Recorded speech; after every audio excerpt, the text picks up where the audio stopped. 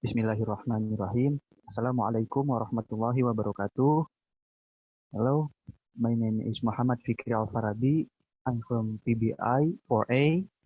In this video, I would like to present the materials from an article that has Ms. Eva given. And the title of this article is The Utility of the Metacognitive Awareness Inventory for Teachers Among In-Service Teachers. Next.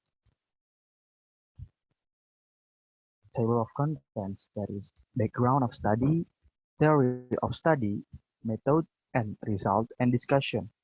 Next. The first one is background of study. The purpose of the present is to examine the metacognitive awareness inventory for teachers among in-service teachers. In previous studies, teachers' metacognitive awareness is explored with inventory to limited extent. For example, the MAIT has been used in assessing student teachers only. And the second, the aim of vocational education and training is to improve the skills of the workforce, to respond to skill needs in the world of work, and to support lifelong learning. And metacognition plays crucial role in all phases of learning. Next. Theory of study, there are 3 points like metacognitive awareness, issues of assessment, and metacognitive awareness inventory for teachers. Next, metacognition refers to the ability to understand one's learning. Metacognitive awareness is an important element in learning and crucial to the development of learner autonomy. Next, and the second one is issues of assessment. One way to assess metacognitive awareness is to ask a person to complete a self-report questionnaire. To study metacognitive awareness, there are several inventories that are used for that purpose. In all these studies, the character of the information has been studied from the talker's point of view. Next, and the third one, the metacognitive awareness inventory for teachers.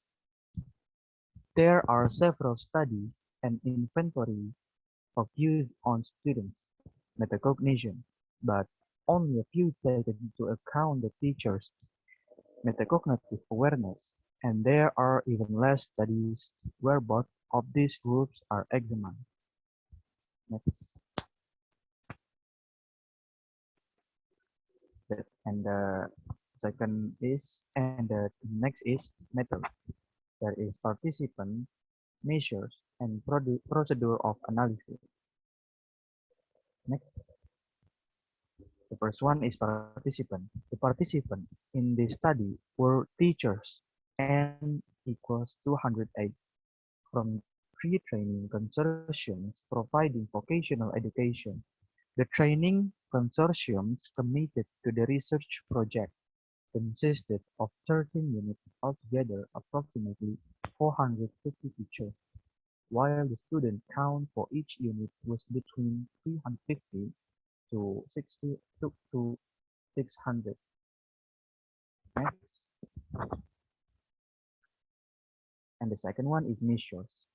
Since the original Balticanly 2011 Metacognitive Awareness Inventory for Teachers is in English, it was translated into Finnish for this research project using a 3-step procedure.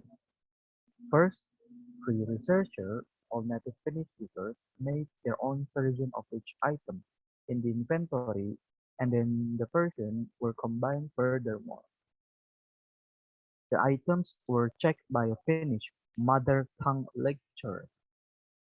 And the second step, the new Finnish questionnaire was translated into English again by an experienced translator to ensure that the concepts and phrases are translatable both from English in Finnish and vice versa.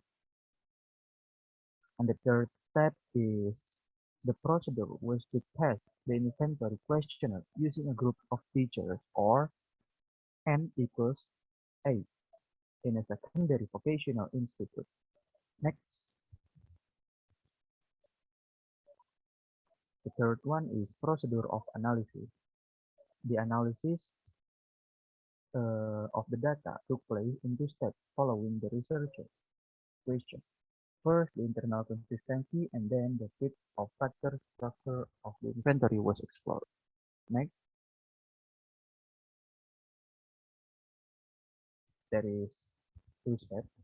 The first step is internal consistency and the second step is confirmatory factor analysis and the fit of the factor structure.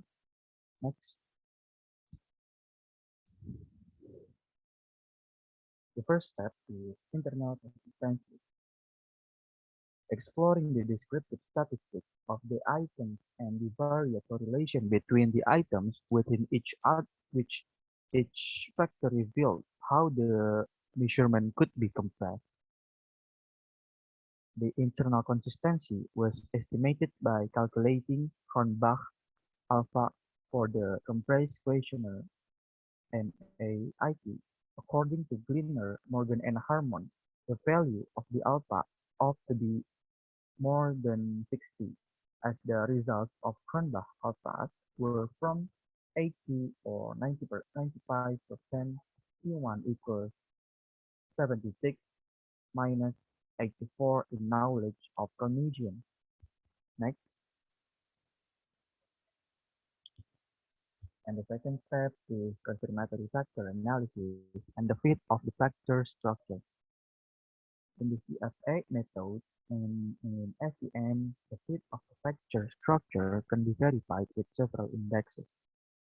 The questionnaire consists of two patterns of factor revealing two underlying theoretical structures of metacognition. Both theories are operationalized in three factors. Subsequently, the factor patterns were analyzed using confirmatory factor analysis. Next, there is discussion. The present study explored the utility of the 18-item version of the metacognitive awareness inventory for teachers. The study points out the utility of the inventory in Finland in vocational education, particularly. The study creates a new use for the metacognitive awareness inventory for teachers in the area of vocational education, which is rarely studied. Next. Okay, I think that's all from my presentation. Thank you very much.